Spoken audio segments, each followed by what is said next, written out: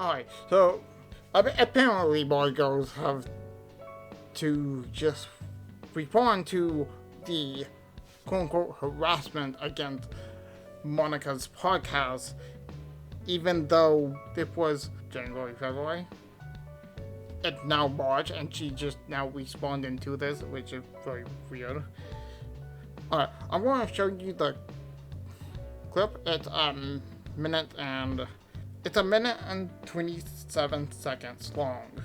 So, without further ado, I'll give you my thoughts after the clip. So here we go. So a bunch of people on the internet who think that they know better than an assault victim how they should be reacting to their assault seem to be under the impression that they get to tell victims how they get to respond to their own harassment. The idea of capitalizing on clicks comes up, which should immediately be corrected because the podcast isn't generating any revenue. Real states that perhaps in the future there'd be a Patreon to cover the cost of production and to fundraise for RAIN, the Rape, Abuse, and Incest National Network. So to say that they're personally capitalizing or earning any profits off of this thing is just an outright lie. Sentiments like this one come up a lot, saying the podcast is a laugh fest. Like friends were talking about their favorite hobby, enjoying their time together, comes across like a massive joke when they're supposed to be talking about an extremely serious situation. So again, this comes with the assumption that the podcast is talking about their assaults, which it really is not. They're laughing about how since coming forward, their harassers can't spell correctly, how they accuse them of being literal lizard people, about being accused of being paid off by George Soros, which is a wildly alt-right anti-Semitic conspiracy theory carried over from bizarre right-wing QAnon bullshit. It's all absolute nonsense and it deserves to be laughed at. And even if it was directly about the assault that they suffered at the hands of their colleagues, they have a right to react to it however they damn well please. You in no way get to police how a victim chooses to move forward with their lives. Even other victims of abuse have used their own experiences to dictate how someone else handles their abuse. Newsflash, different people with different life experiences and different personalities might handle things in a way that is different from you. There is no one-size-fits-all way to react to a horrible set of situations. Okay, first of all, terrible choice of background music, because that just seemed like a fucking roast when it's really not, because, let's be honest, you can't roast for shit. And two, you say that they aren't making money, yet here, Monica's tweet literally states that one click equals one like. One click equals money. Which means they are making money off of the podcast.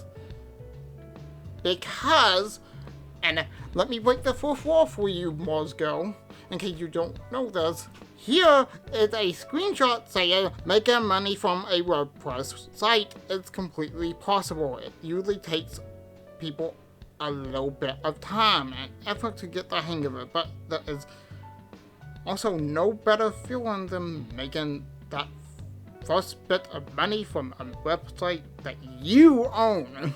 Also, views equal money. Also, here's another screenshot that I don't know if they made it in Wix, but on Wix you can easily set up a subscription plan that allows you to monetize your blog. When posts get added to the subscription plan, they get marked as exclusive content for paying readers. It can probably not be like that, but I don't know anything about websites because I don't have one myself. I tried to make one, but yeah. And here's a clip of me debunking your other stuff. Well, most of your other stuff. MarzGurl's over here saying like, but you shouldn't respond to. They want to have like stated, we're not going to give out new information or new anything to just prove that Vic is actually guilty. No, we're just going to make a podcast called In Touch, which means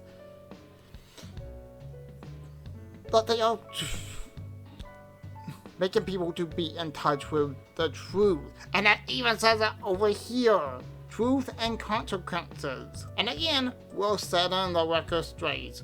Listen to all Avengers talking publicly about being harassed, being sexually harassed, getting harassed online for talking publicly about being sexually harassed, getting sued for talking publicly about being sexually harassed, having that case against get pulled out because were allowed to talk publicly about being sexually harassed and the further harassment we received for having a case against us for defamation because we talked about publicly about being sexually harassed get thrown out because we're allowed to talk.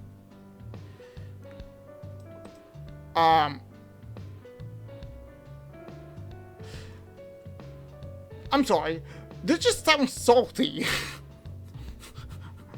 They literally say the same thing twice. I mean, more than once, maybe. They only mentioned being sexually harassed more than once. More than twice, actually. Like, one,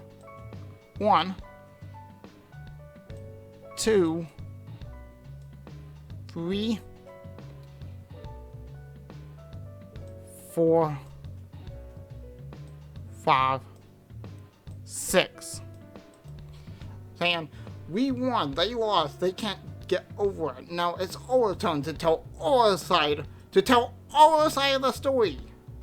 What side if they're not going to give out new information? That's the stupidest part, because they even said we don't even know who Beyonce is. And I can tell you, because look.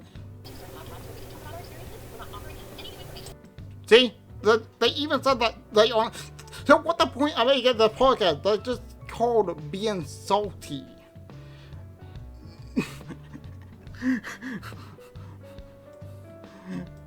Like, fuck, man. Yeah, that was literally it.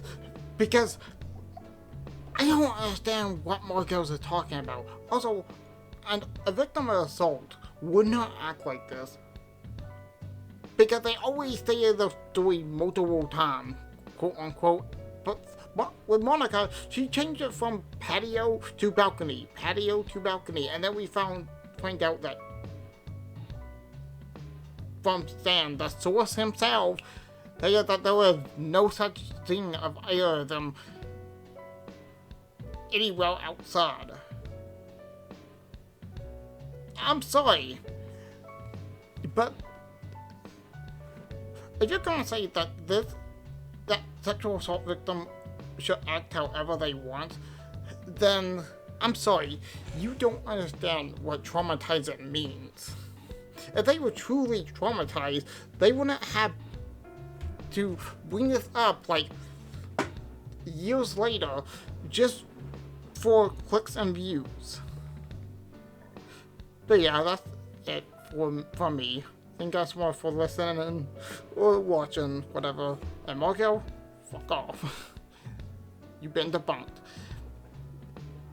And peace out.